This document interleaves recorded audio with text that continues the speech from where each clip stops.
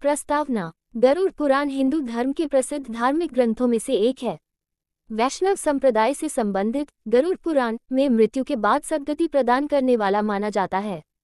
इसलिए सनातन में मृत्यु के बाद गरुड़ पुराण के श्रवण का प्रावधान है। इसके अधिष्ठात्र देव भगवान विष्णु हैं। 18 पुराणों में गरुड़ महापुराण का अपना एक विशेष महत्व है। क्योंकि इसके देव स्वयं विष्णु माने जाते हैं, इसीलिए यह वैष्णव पुराण है। गरुड़ पुराण के अनुसार हमारे कर्मों का फल हमें हमारे जीवन में तो मिलता ही है, परंतु मरने के बाद भी कार्यों का अच्छा बुरा फल मिलता है। इसी वजह से इस ज्ञान को प्राप्त करने के लिए घर के किसी सदस्य की मृत्यु के बाद का अवसर निर्धारित किया गया, ताकि उस समय हम जन्म मृत्यु से जुड़े सभी सत्य जान सके और मृत्युवश बिछड़ने वाले सदस्य का दुख कम हो सके। श्लोक तथा विषय। वास्तविक तथ्य यह है कि गरुड़ पुराण में भगवान विष्णु की भक्ति का विस्तार से वर्णन मिलता है। विष्णु के 24 अवतारों का वर्णन ठीक उसी प्रकार इस पुराण में प्राप्त होता है, जिस प्रकार भगवत पुराण में उपलब्ध होता है। आरंभ में मनु से सृष्टि की उत्पत्ति, ध्रुव चरित्र और 12 आदित्यों की कथा प्राप्त होती है। उसके उपरांत सूर्य और चंद्र ग्रहों के मंत्र, शिव पार्वती मंत्र, इंद्र से संबंधित मंत्र, देवी सरस्वती के मंत्र और 9 शक्तियों के विषय में विस्तार से बताया गया है। श्लोक तथा विषय। गरुड़ पुराण में 19,000 श्लोक कहे जाते हैं, किंतु वर्तमान समय में कुल 7,000 श्लोक ही उपलब्ध हैं। इस पुराण को 2 भागों में रखकर देखना चाहिए। पहले भाग में विष्णु भक्ति और उपासना की विधियों का उल्लेख है तथा मृत्यु के उपरांत प्रायः गरुड़ पुराण के श्रवण का प्रावधान है। दूसरे भाग में प्रेतकल्प का विस्तार से वर्णन करते हुए विभिन्न नरकों में जीव के पड़ने का वृतांत है। इसमें मरने के बाद मनुष्य की क्या गति होती है, उसका किस प्रकार की योनियों में जन्म होता है, प्रेत योनि से मुक्त कैसे पाई जा सकती है, श्राद्ध और पितृकर्म किस तरह करने चाहिए तथा नरकों के दारुण दुख से कैसे मोक्ष प्राप्त किया जा सकता है आदि विषयों का विस्तार पूर्वक वर्णन प्राप्त होता है।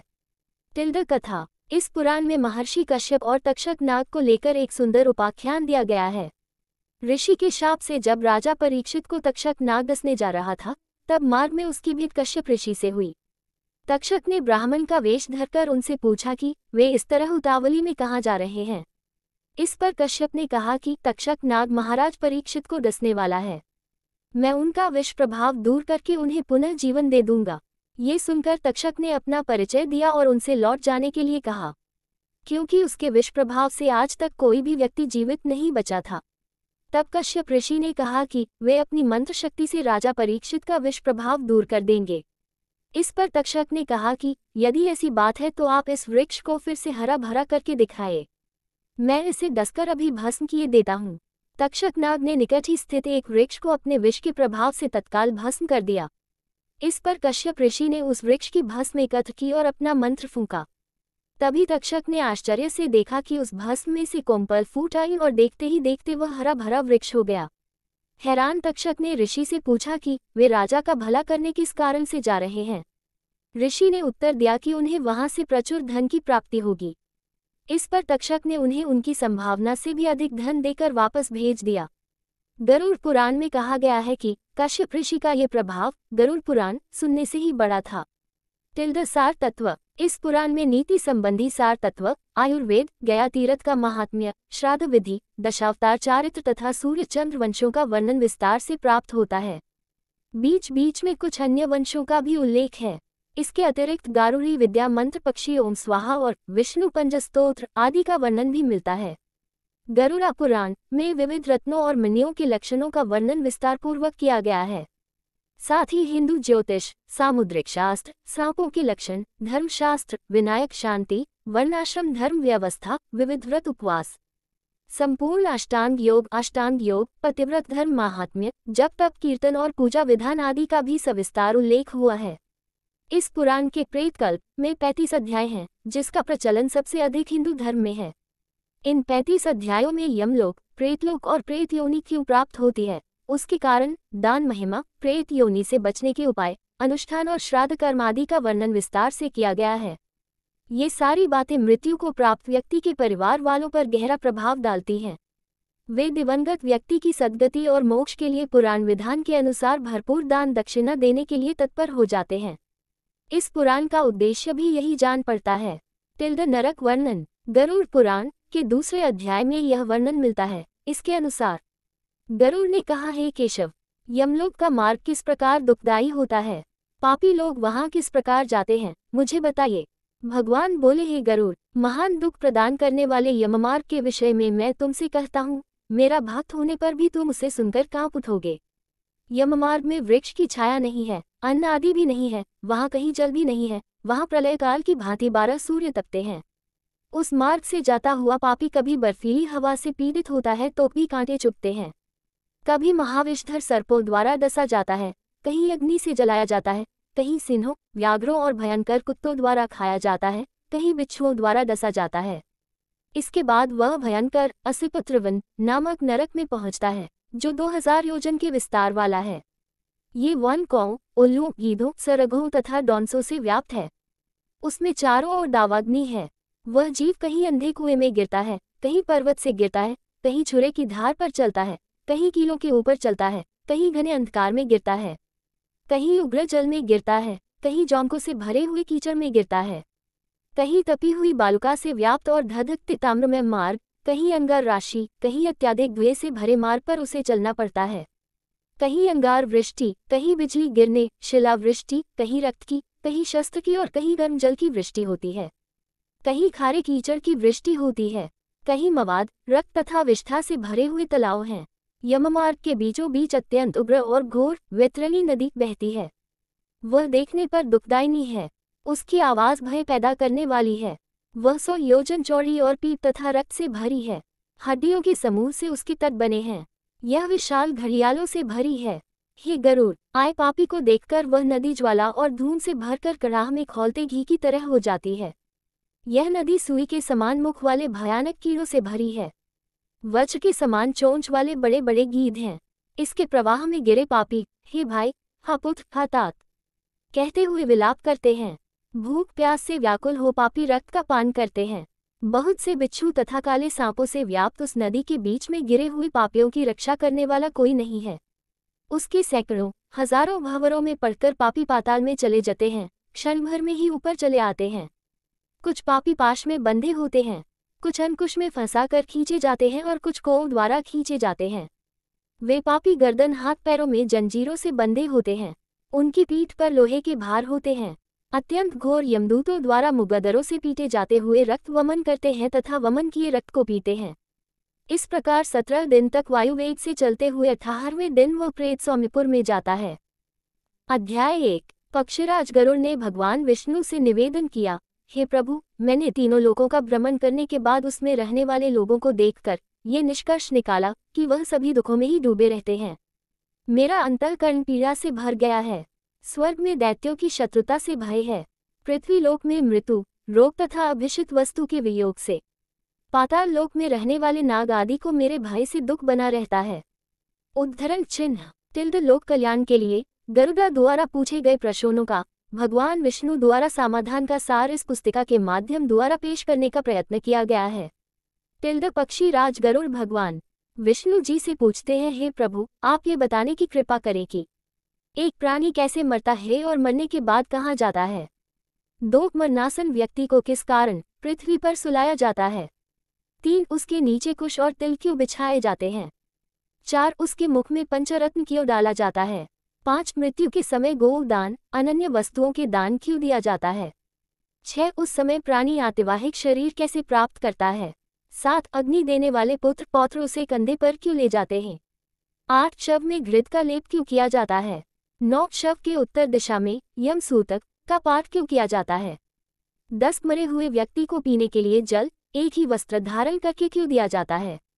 11 शव का दाह संस्कार करके उस व्यक्ति को अपने परिजनों के साथ बैठकर भोजन आदि क्यों नहीं करना चाहिए। 12 मृत व्यक्ति के पुत्र 10वें दिन के पहले किस लिए 9 पिंडों का दान देते हैं। 13 शव का दाह संस्कार तथा उसके अनंतर जल तर्पण की क्रिया क्यों की जाती है। 14 किस विधान से पितरों का पिंड दान देना चाहिए। 15 उस पिंड को स्वीकार करने के लिए उनका आवाहन कैसे किया जाता है। 16 दाह संस्कार के बाद अस्थि संचयन और घट फोड़ने का विधान क्यों है। 17 10वें दिन शुद्धि के लिए सभी परिजनों के साथ खाना तथा पिंडदान क्यों करना चाहिए। 18 एकादश को पिंडदान करने का क्या प्रयोजन है। 1913 वें दिन पकदान आदि क्यों किया जाता है?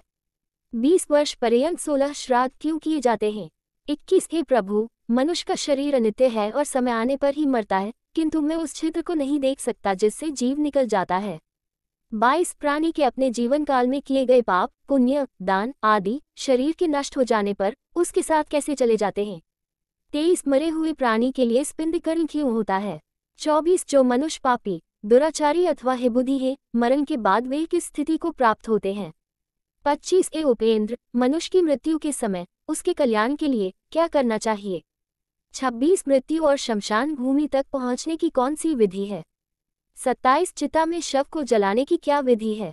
28 तत्काल तथा विलंब से उस जीव को कैसे दूसरी देह प्राप्त होती है? 29 यम लोक संयमनी नगरी को जाने वाले के लिए वर्ष पर्यंत कौन सी क्रियाएं करनी चाहिए? 30 दुर्बुद्धि अथवा दुराचारी व्यक्ति की मृत्यु होने पर उसका प्रायश्चित क्या है? 31 पनाच का आदि में मृत्यु होने पर पंचक शांति के लिए क्या करना चाहिए? 32 बहुत से पापों को करने पर भी इस संसार को पार कर प्राणी आपको कैसे प्राप्त कर सकता है? हे देव, आप मेरे इस संपूर्ण भ्रम को विनष्ट करने में समर्थ हैं। मैंने आपसे ये सब लोक मंगल की कामना से पूछा है, मुझे बताने की कृपा करें।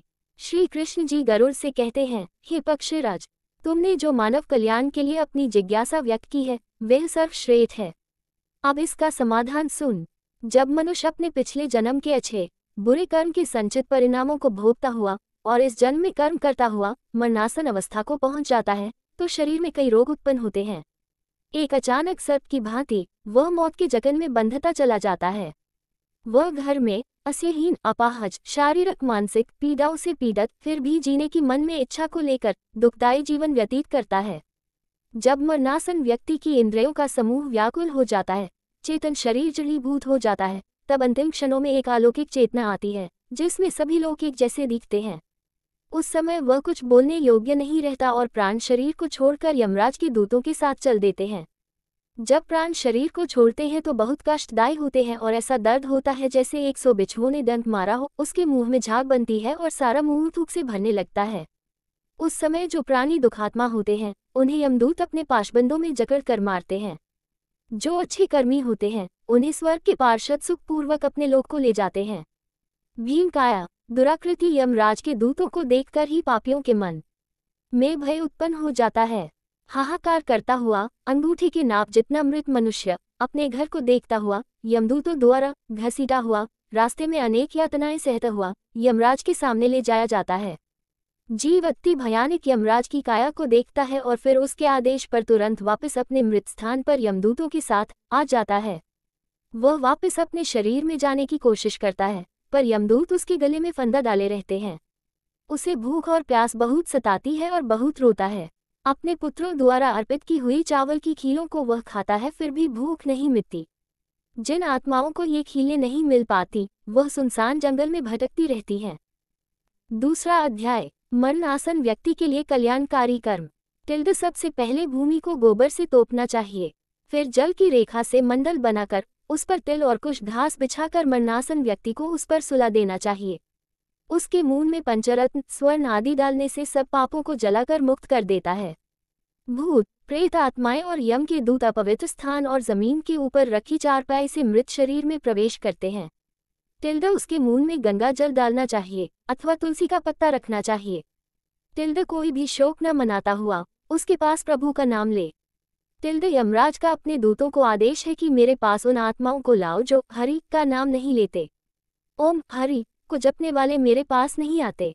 पापी मनुष्य जो नारायण को नहीं मानते, उनके कितने ही पुण्य कर्म उनके पापों को नहीं मिटा सकते। टिल्ड ही गरुड़, जाने अनजाने में मनुष्य जो भी पाप करते हैं उन पापों की शुद्धि के लिए उन्हें प्रायश्चित करना चाहिए। शास्त्रों में दशविधि स्नान, चंद्रायन, नवरात, गोदान आदि का उल्लेख किया गया है। यदि मनुष्य उनमें क्षमता के कारण सफल न हो रहा हो तो कम से कम चौथा प्रायश्चित अवश्य करना चाहिए। तत्पश्चात 10 महादान, गौ, भूमि, तिल, स्वर्ण, घी, वस्त्र, गुड़, रजत, लवण इनका दान करना चाहिए।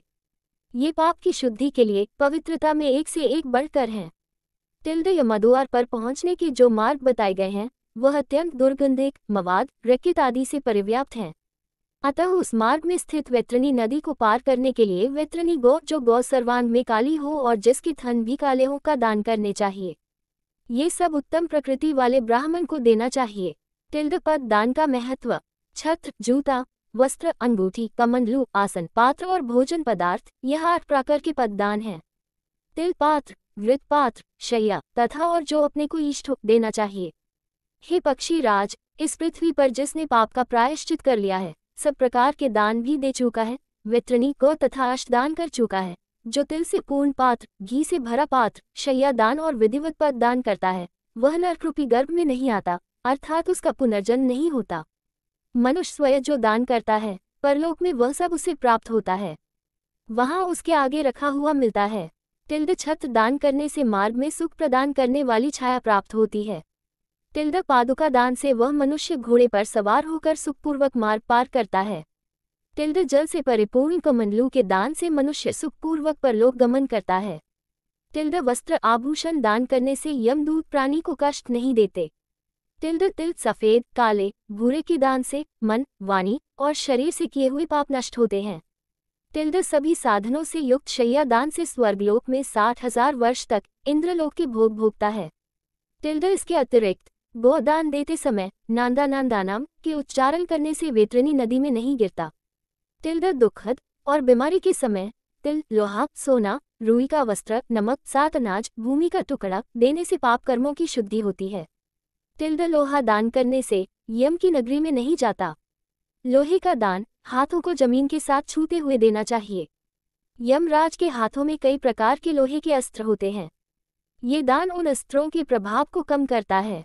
सोने का दान यमराज की सभा में उपस्थित ब्रह्मा और दूसरे ऋषि मुनियों को प्रसन्न करता है, जो कि वरदान की संज्ञा रखता है।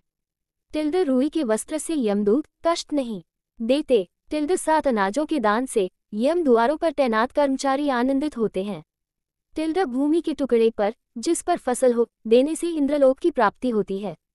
पूरे होश में रहते हुए 1 गौ का दान बीमार अवस्था में 100 और मरणासन के समय 1000 गौ दान करने के बराबर है। 1 गौ केवल एक जन को ही दी जानी चाहिए। वह यदि इस गौ को बेचता है या किसी दूसरे के साथ इसका बंटवारा करता है तो उसका परिवार 7 पीढ़ियों तक पीड़ित रहता है। गौ दान करने की विधि। काली या भूरी गौ के सींगों पर सोने का पत्र और पैरों में चांदी पहनाएं। इसका दूध पीतल के बर्तन में निकालें। गौ के ऊपर काले कपड़े का दोशा ठाई डालें। दूध वाले बर्तन को ढककर रुई के ऊपर रखें। इसके पास यमराज की एक सोने की मूर्ति, एक लोहे का टुकड़ा, पीतल के बर्तन में घी, ये सब गौ के ऊपर रखें। गन्ने की पौरियों से रेशम की डोर से बंधा एक फट्टा बनाकर धरती में एक गड्ढा बनाकर पानी से भरें और फट्टा को इसमें रखें। गौ की पूंछ पकड़कर पैर फट्टा पर रखकर ब्राह्मण को दान दक्षिणा नमस्कार करके मंत्र का उच्चारण करते हुए भगवान विष्णु से नम्र प्रार्थना करे कि हे प्रभु, आप सब प्राणियों के दाता, रक्षक और कल्याणकारी हैं। आपके चरणों में यह उपहार भेंट करता हुआ वैतरणी नदी को नमस्कार करता हूँ। हे गौ माता, आप देवी शक्ति के रूप में मेरे पापों का खंडन करें। फिर हाथ जोड़े हुए यमराज को गौ की प्रतिमा में देखते हुए इन सब के गिर्द एक चक्कर लगाकर ब्राह्मण को दान में दें। गौ दान के लिए शुभ समय स्थान। सभी नहाने वाले पवित्र स्थल। ब्राह्मणों के निवास स्थान। सूर्य चंद्र ग्रहण। नए चांद वाले दिन। थोड़ी संपत्ति धन अपने हाथों से दान में दी हुई का प्रभाव सदा ही रहता है। धन, संपत्ति, पत्नी, परिवार सब विनाश होने वाले हैं, इसलिए पुण्य कर्मों को संचित करो। पुण्य दान छोटे बड़े से मेरे को कोई फर्क नहीं पड़ता। लालच के कारण जो पापी लोग बीमारियों में पुण्य दान नहीं करते वह सदा दुखी ही रहते हैं। पुत्र, पौत्र, भाई, बंधु, मित्र जो मरणासन व्यक्ति के लिए दान पुण्य नहीं करते उन्हें ब्राह्मण हत्या का पाप लगता है। इन बताए गए सभी प्रकार के दानों में प्राणी की श्रद्धा और अश्रद्धा से आई हुई दान की अधिकता और कमी के कारण उसके फल में श्रेष्ठता और लघुता आती है। भूमि पर बने इस मंडल में ब्रह्मा, विष्णु, रुद्र, लक्ष्मी तथा अग्नि देवता विराजमान हो जाते हैं। अतः मंडल का निर्माण अवश्य करना चाहिए। मंडल वहीन भूमि पर प्राण त्याग करने पर उसे अन्य योनि नहीं प्राप्त होती। उसकी जीव आत्मा वायु के साथ भटकती रहती है। तिल मेरे पसीने से उत्पन्न हुए हैं। इसका प्रयोग करने पर असुर, दानव, दैत्य भाग जाते हैं। एक ही तिल का दाना स्वर्ण के 32 सेर तिल के बराबर है।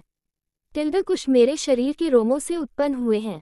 कुश के मूल में ब्रह्मा, मध्य में विष्णु तथा अग्रभाग में शिव को जानना चाहिए। इसलिए देवताओं की तृप्ति के लिए मुख्य रूप से कुश को और पितरों की तृप्ति के लिए टिल्ड का महत्व है। टिल्ड हे पक्षी श्रेष्ठ, विष्णु, एकादशी व्रत, गीता, तुलसी, ब्राह्मण और गौ, ये 6 दुर्गम असार संसार में लोगों को मुक्ति प्रदान करने के साधन हैं। अंतिम सांसों में ओ गंगा, भागवत गीता के श्लोक अथवा हरि का नाम जपने से मंगलकारी होता है। टिल्ड मृत्यु काल में मरणासन के दोनों हाथों में कुश रखना चाहिए, इससे प्राणी विष्णु लोक को प्राप्त होता है। टिल्ड लावनारस पितरों को प्रिय होता है अथवा स्वर प्रदान करता है। टिल्ड उसके समीप तुलसी का पेड़, शालग्राम की शिला सभी पापों को नष्ट करती है, भी लाकर रखें। जिस घर में तुलसी स्थल बनाकर तुलसी की पूजा होती है वह एक पवित्र नहाने का स्थान माना जाता है और यम के दूत वहां नहीं आते। टिल्ड इसके बाद यथा विधान सूतकों का पाठ करना चाहिए। ऐसा करने से मृत्यु मुक्तिदायक होती है।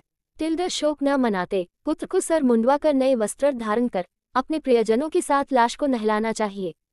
टिल्ड इसके बाद मरे हुए व्यक्ति के शरीरगत विभिन्न स्थानों में मुख, नाक के छिद्र, नेत्र, कान, लिंग, ब्रह्मांड पर सोने की शालाखें रखें। टिल्ड उसके शव को 2 वस्त्रों से आच्छादित करके कुमकुम और अक्षत से पूजन करना चाहिए। टिल्ड घर की बहुरानी और दूसरों को लाश की गिरद चक्कर लगाकर उसे पूजन चाहिए और मरण स्थल पर चावल की खीर लाई अर्पित करना चाहिए। ऐसा करने से धरती माता और दिव्य शक्तियां प्रसन्न होती हैं। पुष्पों की माला से विभूषित करके उसे पुत्र बंधुओं के साथ द्वार से ले जाया जाए। उस समय पुत्र को मरे हुए पिता के शव को कंधे पर रखकर स्वयं ले जाना चाहिए।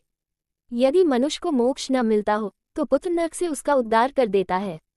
जो पुत्र लाश को कंधा देता है उसे हर कदम पर अश्वमेघ यज्ञ का फल मिलता है।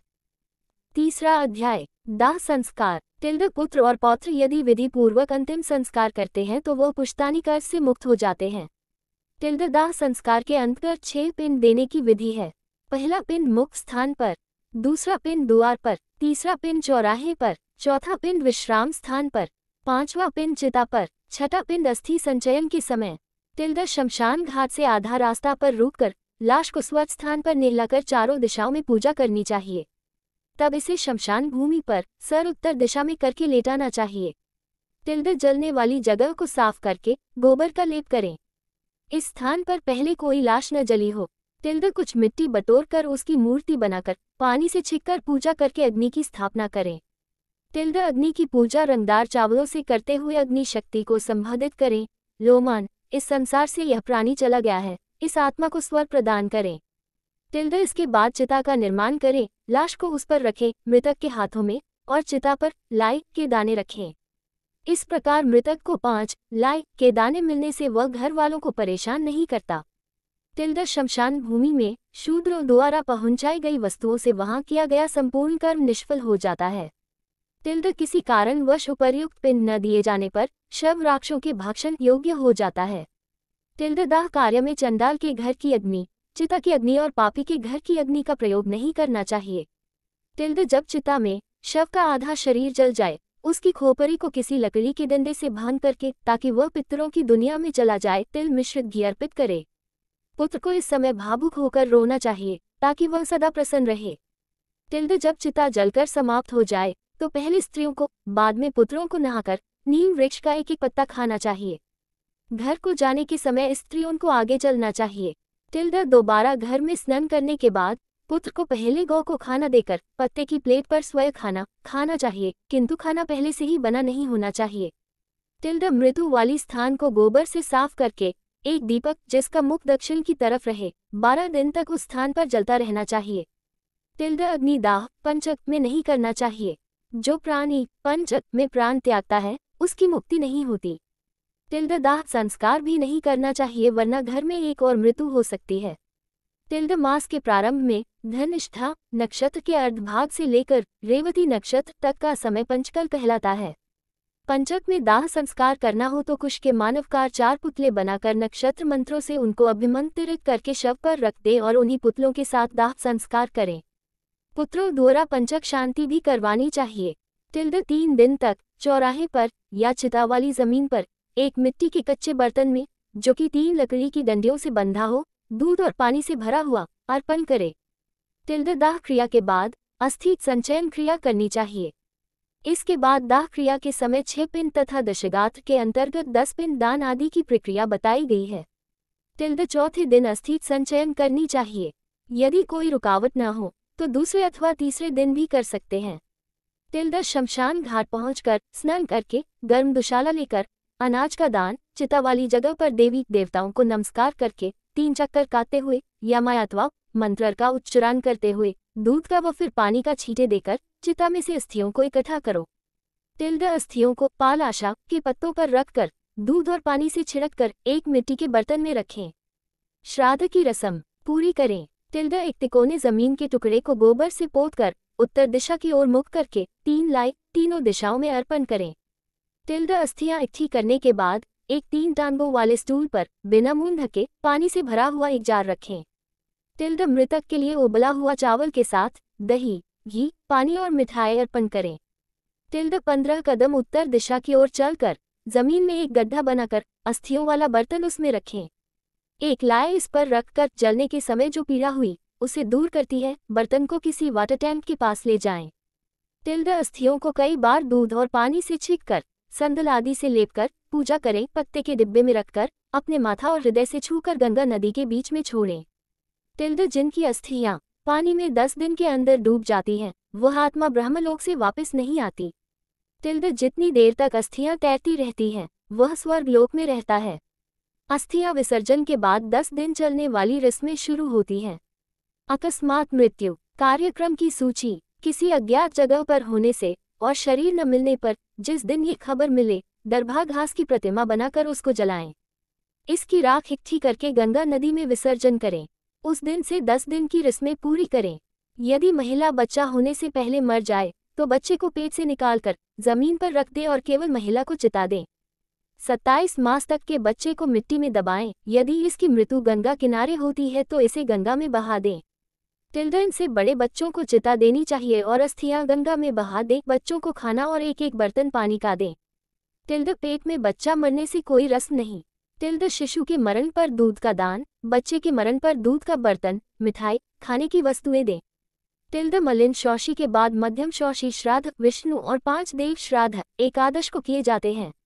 विद्वान ब्राह्मणों को कुश या चावल के चूर्ण से ही सांड का निर्माण करके उसका उत्सर्ग करना चाहिए। चौथा अध्याय 10 दिनों की रस्में पूर्ति। यदि पुत्र न हो तो कौन कर सकता है? आंसू न बहाते हुए, क्योंकि पृथक आत्मा को वह सब कड़वे आंसू जो परिजनों की आंखों से गिरते हैं पीने पड़ते हैं। पुत्र को अपने पिता के प्रति लाई की फुल्यन अर्पण करनी चाहिए। जो जन्म लेता है वह मरता भी अवश्य है। यदि किसी के पुत्र नहीं है तो धर्म पत्नी, भाई, रिश्तेदार या ब्राह्मण रस्मों को पूरी कर सकता है। मनु ने कहा है कि एक ही पिता से अनेक पुत्रों में यदि एक के ही पुत्र है तो वह सभी भाइयों का पुत्र माना जाता है। अनेक पुत्र होते हुए भी केवल एक ही सब रस्में श्राद्ध पूरी करेगा। इन दिनों की रस्मों में किसी मंत्र का उच्चारण नहीं करना चाहिए। 10 दिनों की रस्में पुत्र को ही करनी चाहिए। यदि सबसे बड़ा पुत्र का मरण हो जाता है तो पिता जो अभी जीवित है मोह विवश रस्म को पूरी नहीं कर सकता। 10 दिन के श्राद्ध परिवार के नाम में होते हैं। यदि पिता की संपत्ति का बंटवारा हो चुका है तो 10 दिन की रस्में श्राद्ध एक ही पुत्र द्वारा होंगी, परंतु वार्षिक श्राद्ध सब भाई अलग अलग करेंगे। पुत्र श्रद्धापूर्वक 10 दिनों की रस्मों की पूर्ति में एक समय भोजन, जमीन पर सोना और शुद्ध आचरण रखेगा। किसी पवित्र जल स्थान, कुआं, तालाब, मंदिर इत्यादि जगह पर स्नान, कोई मंत्र का जाप न करने के बाद दक्षिण दिशा की ओर मुख करके किसी वृक्ष के नीचे गोबर से पोती हुई जमीन पर पूजा योग्य स्थान बनाकर दरबा और कुशा घास से बनी मृतक की प्रतिमा बनाकर पूजा करे। इसके आगे कुशा घास बिछाकर लाई ढालकर चावल का पक्का खाना, धूप, फूल, फल आदि अर्पण करे। इसी तरह 9 दिनों तक करते हुए 10वें दिन पूरी हजामत बनवाकर पीले वस्त्र धारण कर मासा के लड्डू और सामग्री के साथ पूजा करते हुए मुक्त आत्मा की शांति के लिए प्रेरणा करें। प्रतिदिन श्राद्ध के बाद नहाकर गौ को प्रसाद खिलाकर आप भोजन करें। 5वां अध्याय 11वें दिन की रस्में। देवंत आत्मा को लाई का प्रसाद भेंट करें। विष्णु भगवान की स्वर्ण की मूर्ति, ब्रह्मा की चांदी, शिव की तांबे की और यमराज की लोहे की मूर्तियों की स्थापना करें। पश्चिम दिशा की ओर विष्णु देव के लिए गंगा जल से भरा एक लोटा रखें। इस लोटे के ऊपर पीले कपड़ों में सुसज्जित विष्णु जी की मूर्ति रखें। तिल्द पूर्व में दूध और पानी से भरे लोटे पर सफेद वस्त्रों में ब्रह्मा जी की मूर्ति रखें। तिल्द उत्तर में शहद और घी के लोटे पर लाल वस्त्र में शिव जी की मूर्ति रखें। तिल्द दक्षिण में बारिश के पानी से भेरे लोटे पर काले वस्त्र में यमराज की मूर्ति रखें। तिल्द पुत्र को अपने दाहिने कंधे पर पवित्र जनेऊ धारण करके दक्षिण की ओर मुंह करके बीच में एक गोल चक्कर बनाकर उसमें कुशक घास रखकर वैदिक मंत्रों के साथ सभी देवों को जल अर्पित करे। अग्नि को भेंट अर्पण करके 11वें दिन का श्राद्ध पूर्ण करे। तिल्द अपने पितरों की खुशी के लिए एक गौ का दान करे। तिल्द ब्राह्मण के पैर धोकर दूध मिठाई और भोजन खिलाए। तिल्द बिस्तर पर एक सोने की मूर्ति रखकर उसकी पूजा करके बिस्तर का दान करे। तिल्द 11वें दिन एक सांड जिसका पूरा शरीर काले भूरे रंग का हो पितरों की खुशी के लिए दान करना चाहिए। अपने से दान किए हुए सांड से बचपन जवानी वृद्ध अवस्था में किए हुए सब पाप नष्ट हो जाते हैं। सांड का दान करने पश्चात 16 श्राद्ध 10 पिंड और 6 पहले बताए हुए पूर्ण करे। पहले 16 श्राद्ध अपवित्र माने जाते हैं, इसके बाद दूसरे मध्य 16 पवित्र माने जाते हैं।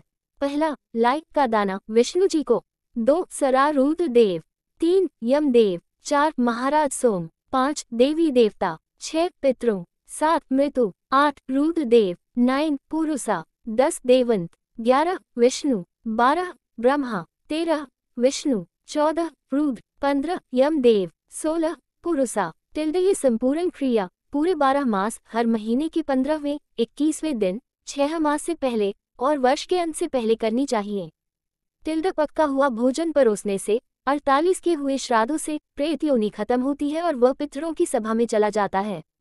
यदि यह श्राद्ध नहीं किए गए तो प्रेत योनि कभी समाप्त नहीं होती। ये पुत्र अथवा विधवा स्त्री द्वारा अपने पति के लिए किए जाने पर अथाह खुशी प्राप्त होती है। जो स्त्री अपने पति के मरण उपरांत दह संस्कार की 15वें दिन और वार्षिक रस्में पूरी करती है वह मेरे द्वारा सच्ची अर्धांगिनी कहलाई जाती है। तिल्द अग्नि जल खुदकुशी के कारण मृत्यु होने से सब क्रिया कर्म करने चाहिए।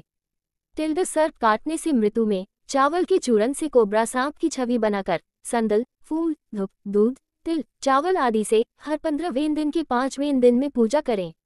नारायण बलि की रस्म पूरी करें। तिल्द 1 वर्ष तक प्रत्येक दिन लाय और जल का दान करें। 11वें दिन की यह सब क्रियाएं समाप्त होने के बाद सभी पितरों को लाय अर्पण करके स्थान को साफ करके बिस्तर और अन्य उपहारों का दान दें। गरुड़ पुराण अध्याय 6 पिंड दान का महत्व। तिल्द मृतक शरीर की आत्मा अपने 7 कर्मों का लेखा जोखा दूसरे लोग या अगले जीवन के लिए नहीं ले जाती। आत्मा अपने साथ अपने कर्मों का ब्यौरा जो कि एक चिप कार्बन के कण पर अंकित होता है और जिसे चित्रगुप्त भी कहा जाता है। चित्र का अर्थ तस्वीर और गुप्त का अर्थ जिसका भेद न मालूम हो। यह एक अलौकिक क्रिया है और जो कि वायु द्वारा साथ जाता है और जिसे बायो चिप बोलते हैं। मृत्यु के बाद आत्मा के साथ चिपका रहता है। यह बायो आत्मा साधारण आंखों से दिखाई नहीं देती और यह अंगूठी जितनी बड़ी होती है परंतु इसकी मोटाई नहीं दिख सकती। पूरे जीवन का ब्यौरा कार्बन वायु या हाइड्रोजन के कण पर प्राणी जो कुछ भी देखता सुनता बोलता और सोचता है अंकित हो जाता है।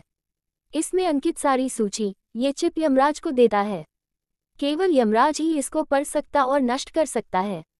उसे नष्ट करने के बाद ही यमराज प्राणी के कर्मों अनुसार उसे दंडित करते हैं।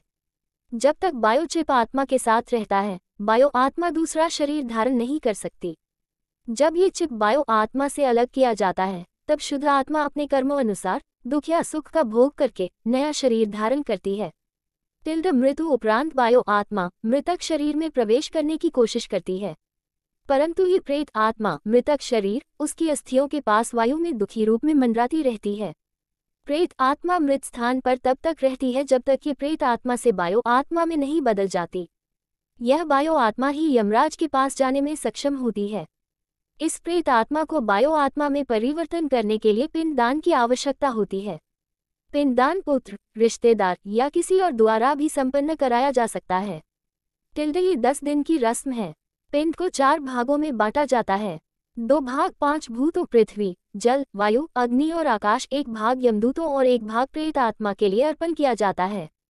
9 दिन तक ये भोज खाने के बाद प्रेत आत्मा प्रेत शरीर में जिसका नाप मनुष्य शरीर के हाथ जितना होता है बदल जाती है और 10वें दिन इसको शक्ति मिलती है। इस शक्ति के साथ यही यमराज तक के रास्ते पर चलने को तैयार हो जाती है। इस रास्ते को मृत्यु सदक भी कहा जाता है।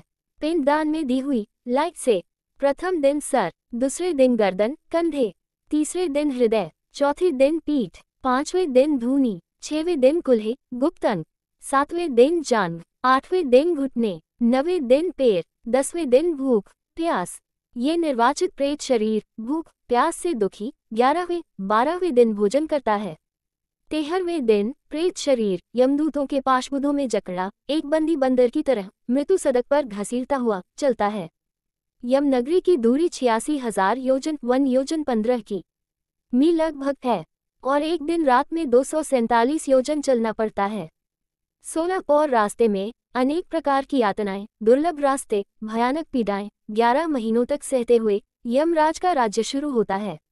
वहां से यमनगरी का रास्ता शुरू होता है जो कि इससे भी कष्टदायी है। टिप्पणी: कई विद्वानों का मत है कि यह प्रेत आत्मा वायु की सहायता से चलती है और हम ये समझ सकते हैं कि जो वायु प्रेत आत्मा को लेकर चलती है उसे कई प्रकार के वातावरण जैसे बदबू, नदी, पहाड़, ठंड, गर्मी, जानवर आदि के पास से निकलना पड़ता है। गरुड़ पुराण में वैतरणी नदी का इतना भयानक रूप वर्णन किया है। संभवतः प्राचीन काल में लिखा गया ये ग्रंथ उस समय में ब्राह्मण और गौ की सुरक्षा के हेतु आम जनता के दिलों में एक अलौकिक भय बिठाने के लिए वर्णित किया गया है, ताकि लोगों में ब्राह्मणों को गौ अन्य दान देने से उनके पाप नष्ट होने का भ्रम बना रहे। आप इस दार्शनिक विचार को कैसे लेते हैं, आप पर निर्भर करता है। मृतिक शरीर छोड़ने के 17 दिन बाद 18वें दिन प्रेत शरीर पहली नगरी में विश्राम के लिए रुकता है और पुत्र द्वारा दिया हुआ भोजन ग्रहण करता है। इस तरह सब नगरियों को पर करता हुआ 1 वर्ष के अंत में बहुभयतपुर नगरी पहुंचकर प्रेत शरीर अपने शरीर को छोड़कर अंगूठी के नाप का शरीर धारण कर लेता है। प्रेत आत्मा अपने कर्मों का भोग भोगने यमदूतों के साथ पाशबुंदों में जकड़ा हवा में चल पड़ता है। यमराज की नगरी में 4 द्वार बने हुए हैं। इनमें से पापकर्मी दक्षिण द्वार से यमराज की राजधानी की ओर प्रस्थान करते हैं।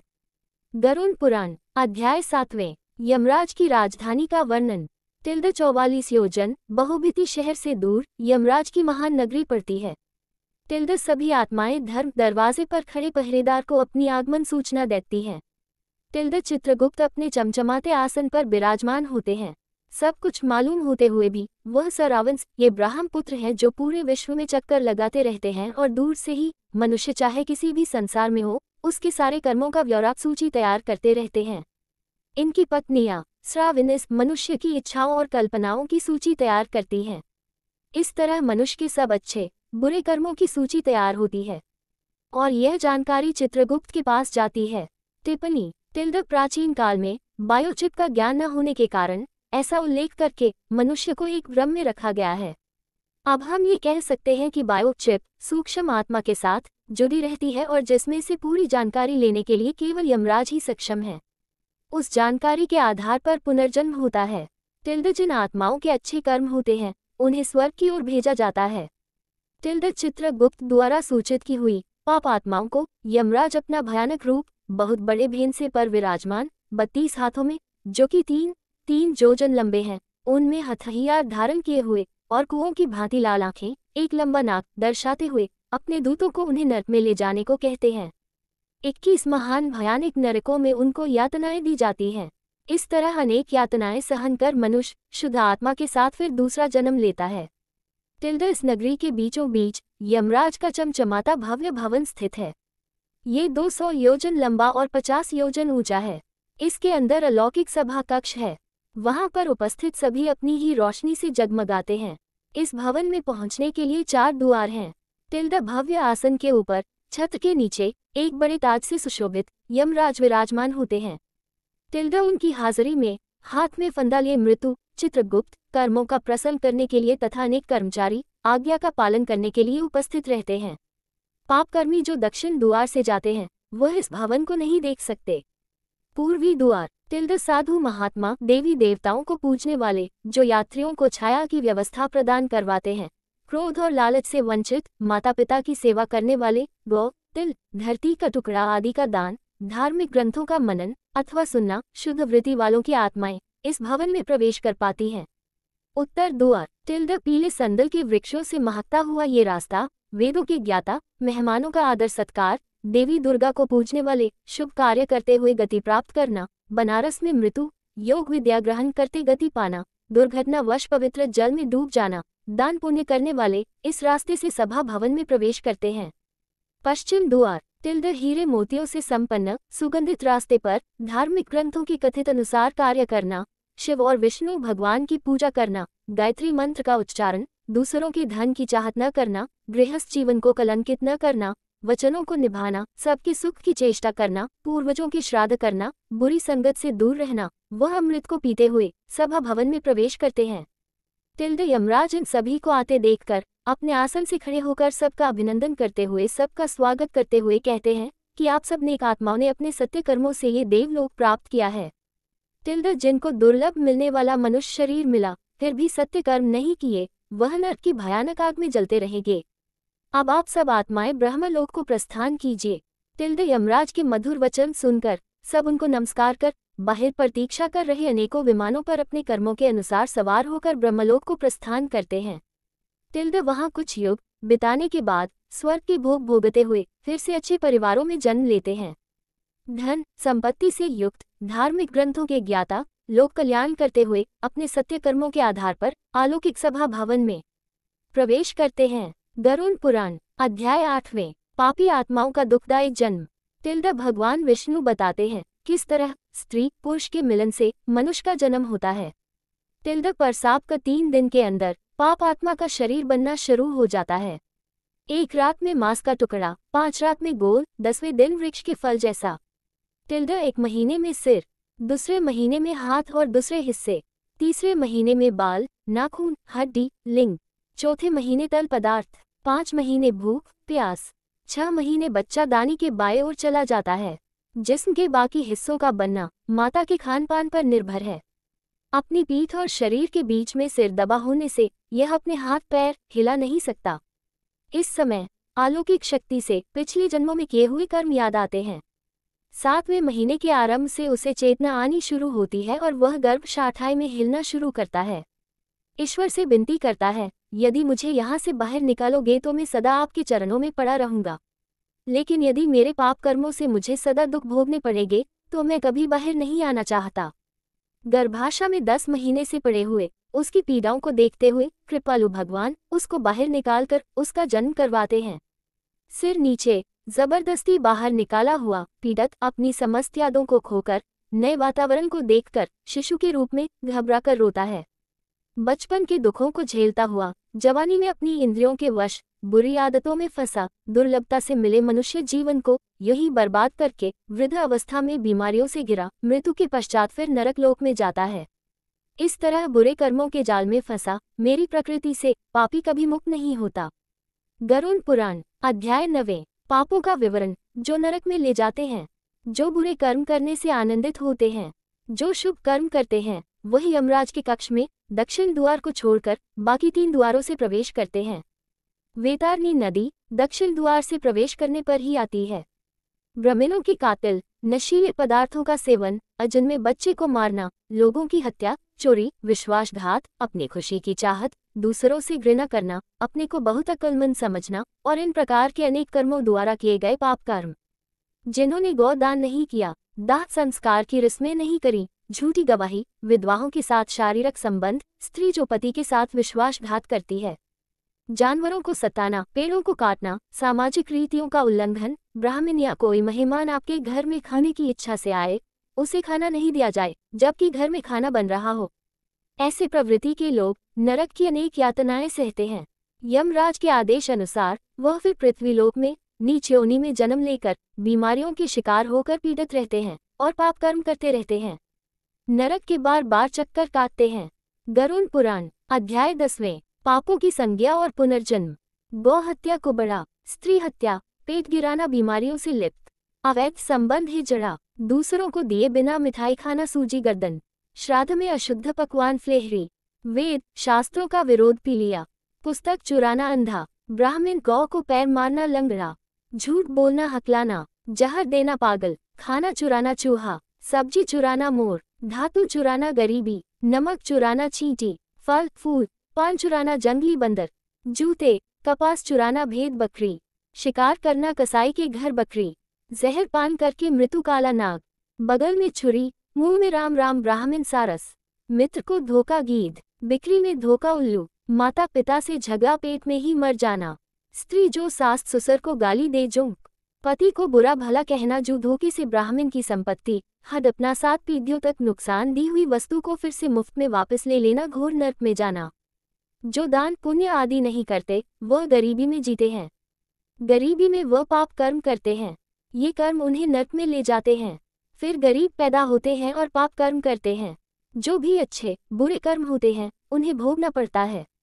न भोगे हुए कर्म लाखों वर्ष में भी नष्ट नहीं होते। गरुड़ पुराण अध्याय 11 स्पिंदिकर्ण टिल्ड जब मनुष्य मरने के बाद 1 वर्ष की महापथ की यात्रा करता है तो वह पुत्र पौत्र आदि के द्वारा स्पिंदिकर्ण हो जाने पर पितृलोक में चला जाता है। वर्ष के अंत में पितृ पिंडों के साथ प्रेत पिंड का मिलन हो जाने से वह प्रेत परम गति को प्राप्त करता है।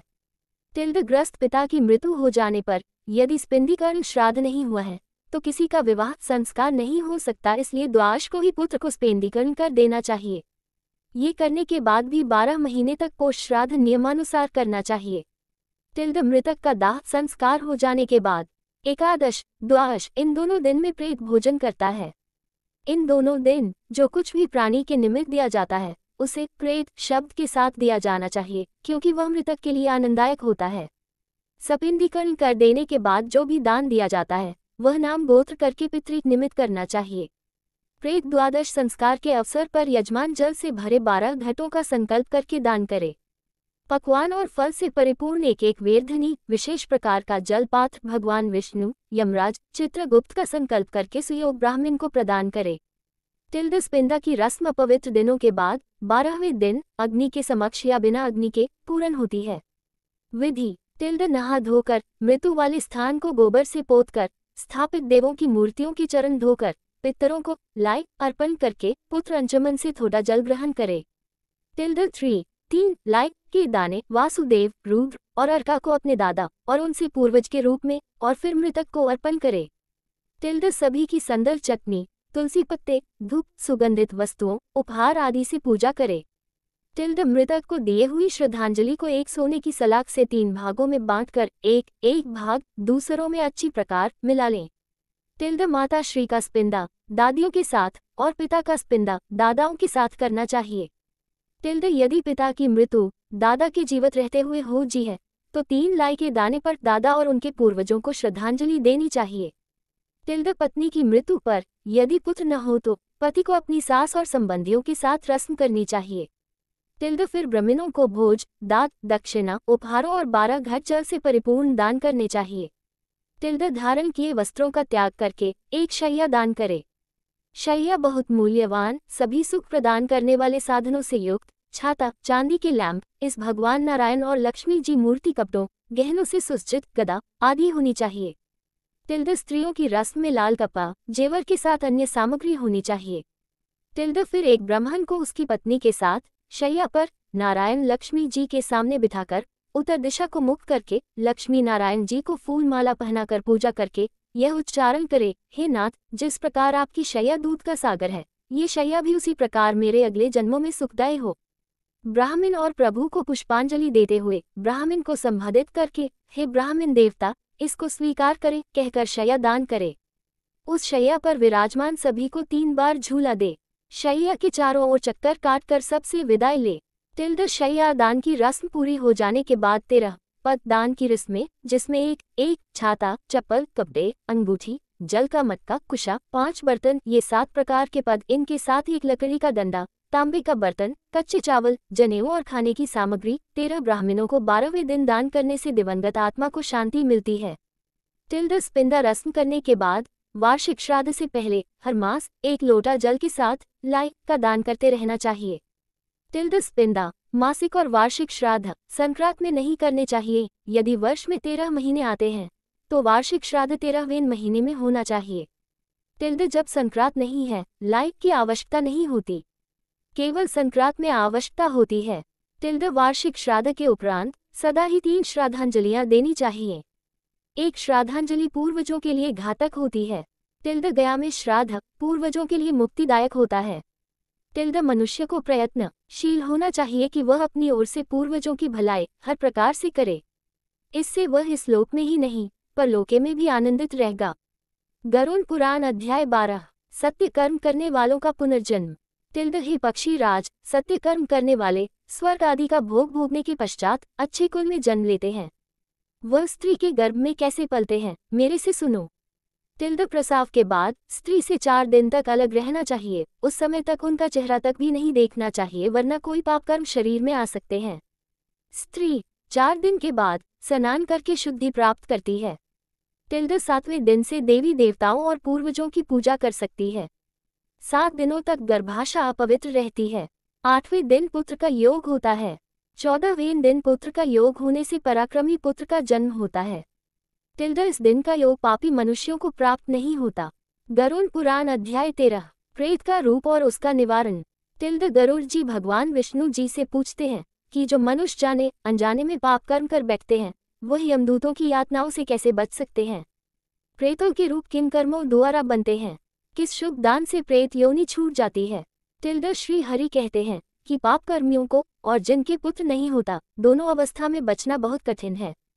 टिल्ड मनुष्य को पुत्र प्राप्ति के लिए हरिवांसा का पाठ, साता चांदी या रुद्र भगवान की पूजा करनी चाहिए। फिर भी दिवंगत आत्माएं स्वर्ग लोक तक जाती हैं यदि उनका संस्कार पुत्र न होने की अवस्था में कोई दूसरे मनुष्य द्वारा विधिपूर्वक किया जाए।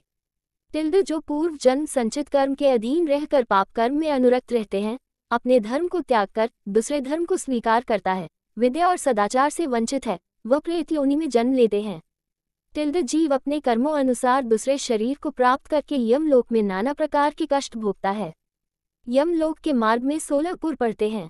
संसार में धर्म, अर्थ, काम और मोक्ष ये 4 मार्ग हैं। धर्म मार्ग पर उत्तम प्रकृति वाले प्राणी चलते हैं। अर्थ अर्थात धन धान्य का दान करने वाले प्राणी विमान से परलोक जाते हैं। काम जो प्राणी अभिलषित याचक की इच्छा को संतुष्ट करते हैं, वह कंधे पर सवार होकर प्रस्थान करते हैं। मोक्ष जो प्राणी मोक्ष की आकांक्षा रखते हैं, वह हंसयुक्त विमान से परलोक को जाते हैं। टिल्ड राजा बब्रुवाहना की कथा। त्रेता युग में बब्रुवाहना नाम के एक बहुत पराक्रमी, तेजस्वी, लोकप्रिय राजा थे। उनके राज में पूर्ण संपन्नता थी। ब्राह्मणों का आदर सत्कार, रीति रिवाज वह पूरी श्रद्धा के साथ करते थे। एक दिन वह अपने मंत्रियों के साथ जंगल में शिकार खेलने गए। एक हिरन पर वार किया। घायल मृग तीर के साथ जंगल के भीतर भागा। राजा भी उसके खून के निशान के पीछे पीछे सुनसान जंगल में जाकर खो गया। भूख और प्यास से परेशान राजा एक झील के पास पहुंचा। झील में स्नान कर ठंडा पानी पीकर जब वह बाहर आया तो उसने एक खूबसूरत अंजीर का पेड़ देखा। अंजीर के पेड़ की छाया में वह बैठ गया। कुछ ही क्षणों में उसने एक भयानक प्रेत आत्मा को देखा जो भूख और प्यास से व्याकुल थी। वह प्रेत आत्मा राजा के सामने आकर बोली, हे राजन, आपकी कृपा से आज मुझे इस दुर्गति से छुटकारा मिला है। मैं आपका आभारी हूँ। राजा के उसकी दुर्गति का कारण पूछने पर प्रेत ने कहा कि वह भी एक देश का राजा था। ब्राह्मणों की सेवा, दान पुण्य नियमित रूप से करता था। पूर्वजों के श्राद्ध भी समय पर निपुण होते थे, परंतु ये सब व्यर्थ हो गया क्योंकि उसकी कोई संतान नहीं थी। कोई मित्र, कोई संबंधी जो मेरे मरण उपरांत मेरी अंत्येष्टि विधि पूर्वक करता, जिसके कारण मेरी ये दुर्गति हुई। यदि मासिक 16 श्राद्ध पूर्ण नहीं होते तो 100 वार्षिक श्राद्ध करने पर भी मेरी गति नहीं हो सकती। राजा ने आश्वासन दिया कि वह उसकी परमगति के लिए वह सब प्रयास करेगा जो वह करने को कहेगा। टिल्ड प्रेत ने ये सब विधि कही। विष्णु पूजा, 2 शुद्ध सोने के टुकड़ों से जो धन छल कपट से न कमाया गया हो, श्री नारायण की मूर्ति बनवाकर पवित्र जल से धुलाकर, पीले वस्त्र गहनों से सज्जाकर पवित्र स्थान पर रखकर, इनके पूर्व में श्रीधर, दक्षिण में मधुसूदन, पश्चिम में वामन देव, उत्तर में गदाधारी, टिल्ड इनके बीच में पितामह और माहेश्वर, इन सब की रीति अनुसार पूजा करें। टिल्ड एक सांड को छोड़ने का भी प्रयोजन है। एक शया, 13 ब्राह्मणों को पद दान और एक सोने से बना मटका, दूध और घी से भरा हुआ ब्रह्मा विष्णु महेश को पूजने के पश्चात अर्पित किया हुआ ब्राह्मण को दान में दिया जाता है। टिल्ड जंगल में से अपने मंत्रियों के साथ बाहर निकलकर राजा के द्वारा की गई रस्मों श्राद्धों से उस प्रेत आत्मा को सद्गति प्राप्त हुई। टिल्ड एक अनजान व्यक्ति द्वारा पूर्ण की हुई श्राद्धों की रस्मों से यदि प्रेत आत्मा को गति मिल सकती है तो पुत्र द्वारा संपन्न किए जा पर कितना लाभ हो सकता है। टिल्ड जो भी इस पवित्र कथा को सुनता है या दूसरों को सुनाता है, कभी भी प्रेत योनि में नहीं जाता। गरुड़ पुराण अध्याय 14। गरुड़ भगवान जी से पुनर्जन्म के बारे में पूछते हैं। पाप करने पर भी परमात्मा की प्राप्ति कैसे होती है? भगवान ने कहा, हे गरुड़, मृत्यु के पश्चात तुरंत और विलंब दोनों प्रकार से दूसरे शरीर में प्राणी प्रविष्ट होता है। जो ज्योति स्वरूप जीव आत्मा विद्यमान रहता है, वह मृत्यु के बाद प्रेत आत्मा शरीर धारण कर लेता है और दशगात्र के जो पिंड दान दिए जाते हैं, उससे पिंडित शरीर बनता है। इस पिंडित शरीर से प्रेत शरीर एकाकार हो जाता है। कोई जीव आत्मा पिंडित शरीर विलंब से प्राप्त करता है, क्योंकि मृत्यु के बाद वह कर्मों अनुसार यमलोक में जाता है। चित्रगुप्त की आज्ञा से वह वहां के नरक भोगता है। वहां की यातनाओं को झेलने के पश्चात उसे पशु, पक्षी, कीट आदि की योनि प्राप्त होती है। प्राणी जिस शरीर को ग्रहण करता है, उसी शरीर में मोहवश ममता हो जाती है। शुभ कर्मों के फल भोग कर वह मुक्त हो जाता है। गरुड़ भगवान जी से जिज्ञासा करते हैं कि बहुत से पापों को करने पर भी इस संसार को पार कर प्राणी आपको कैसे प्राप्त कर सकता है? हे पक्षी राज, मनुष्य अपने अपने कर्म में रहकर संसिद्ध प्राप्त कर लेता है। सत्य कर्म शब्दादि विषयों का त्याग कर राग द्वेष को छोड़कर यथा प्राप्त भोजन से संतुष्ट मन, वाणी, शरीर संयमित काम, क्रोध, लोभ, अहंकार और परिग्रह का परित्याग करके निर्भय होकर शांत हो जाता है, वह ब्रह्मस्वरूप हो जाता है। शरीर में 8 छिद्र हैं। सत्य कर्म करने वाली पुण्य आत्माओं के प्राण उनके शरीर के ऊर्ध्व छिद्रों से निकलकर परलोक जाते हैं। शब्द, स्पर्श, रूप, रस और गंध, ये 5 विषयों के अधीन रहने वाले पुरुष सदा ही दुखी रहते हैं। प्राणी का धन वैभव घर में ही छूट जाता है। मित्र और बंधु शमशान में ही छूट जाते हैं। शरीर को अग्नि ले लेता है। पाप पुण्य ही उस जीव आत्मा के साथ जाते हैं। मनुष्य अपनी योनि में जो भी दान पुण्य करता है, वह सभी जिस जिस योनि में व्यक्ति जाता है, वहाँ ये दान भी उपस्थित रहते हैं। देवता कभी काष्ठ और पत्थर की शिला में नहीं रहते, वह तो प्राणी के भाव में विराजमान रहते हैं। इसलिए सद्भाव से युक्त भक्ति का आचरण करना चाहिए। इस पृथ्वी पर दान, दम और दया, ये 3 सत्य तत्व हैं। दीन तथा सज्जन ब्राह्मण को दान, अनाथ प्राणी का संस्कार, निर्जन प्रदेश में स्थित शिवलिंग की पूजा करोड़ों पुण्यों का फल प्रदान करता है। गरुड़ पुराण अध्याय 15। मुक्ति पाने के उपचार। गरुड़ जी भगवान श्री विष्णु जी से पूछते हैं, हे मुक्ति प्रदान करने वाले सर्वश्रेष्ठ, इस संसार में करोड़ों जीव दिन प्रतिदिन जन्मते और मरते हैं। इसका कोई अंत नहीं है। इस संसार में सभी दुखी ही नजर आते हैं, सुखी कोई भी नहीं। किन उपायों से यह जीव मुक्ति प्राप्त कर सकते हैं, आप बताने की कृपया करें। भगवान विष्णु जी ने कहा, हे पक्षीराज, मनुष्य शरीर पाकर जो आत्मा की मुक्ति के बारे में नहीं सोचता, वह मनुष्य का पाप एक ब्राह्मण को वध करने से भी बड़ा है। मनुष्य शरीर के बिना कोई भी प्राणी इस शरीर के महत्व को नहीं जान सकता। इसलिए इस शरीर को सुरक्षित रखकर सत्य कर्म करने अनिवार्य है। धन, मकान, अच्छे बुरे कर्म दोबारा से मिल सकते हैं, परंतु मनुष्य शरीर नहीं। इस शरीर की सुरक्षा अपने कर्तव्य के लिए, कर्तव्य ज्ञान के लिए और ज्ञान योग अभ्यास के लिए आवश्यक है। यह एक मुक्ति का साधन है। मूर्ख पुरुष के घर में जब आग लग जाती है तो वह कुआं खोदना शुरू करता है। ये संसार दुखों की पिटारी है। जब तक मनुष्य मोह माया के चक्कर में बंधा रहता है, सदा दुखी ही रहेगा।